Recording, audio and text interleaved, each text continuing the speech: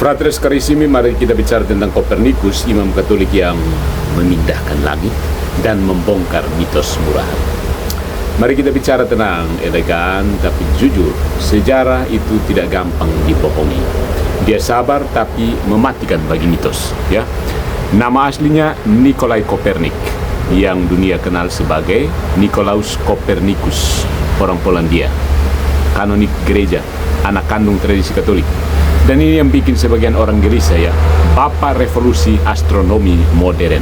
Sebelum Galileo, sebelum teleskop, sebelum sains jadi slogan ideologis.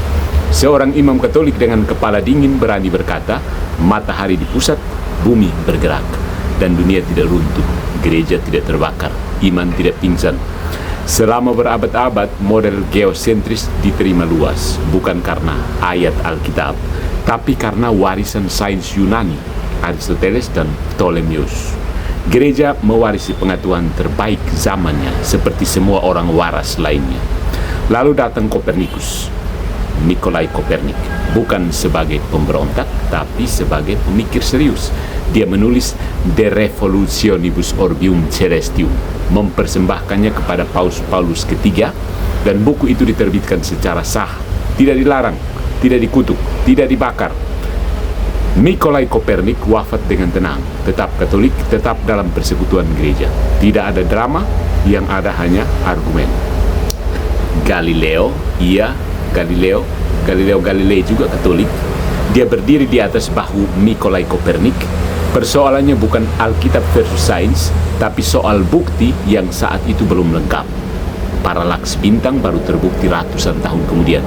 Ditambah bumbu politik dan ego manusia, klasik, terjadi di mana-mana, bahkan di komunitas anti gereja sekalipun. Nah, sekarang bagian yang biasanya bikin kuping panas, narasi gereja anti sains itu malas secara historis. Terlalu banyak slogan, terlalu sedikit aksi. Universitas lahir dari rahim gereja Katolik. Ilmu pengetahuan tumbuh karena keyakinan bahwa alam semesta itu rasional, karena diciptakan oleh Allah yang rasional. Dan Nikolai Kopernik bukan pengecualian, tapi pola. Ada Gregorius Mendel, imam, bapak genetika. Ada Georges Lemaitre, imam, penggagas Big Bang. Dan ironisnya, ada yang hari ini menikmati buah sains modern sambil menebang pohon historis yang menumbuhkannya.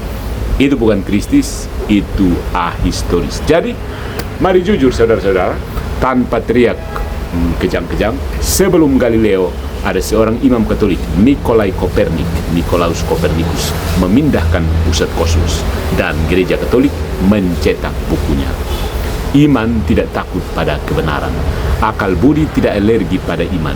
Keduanya berjalan beriringan sejak lama, jauh sebelum polemik murahan lahir.